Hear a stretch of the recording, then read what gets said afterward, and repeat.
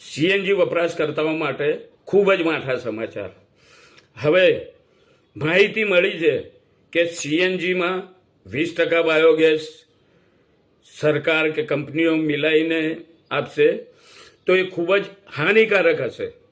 અને એવું જાણવા પણ મળ્યું છે, કેટલાક ડ્રાઈવર ભાઈઓના મેસેજો આવ્યા, ફોન આવ્યા અને જાણકારી પણ મેળવી છે કે ભાઈ એમની એવરેજ ખૂબ જ ઘટી ગઈ.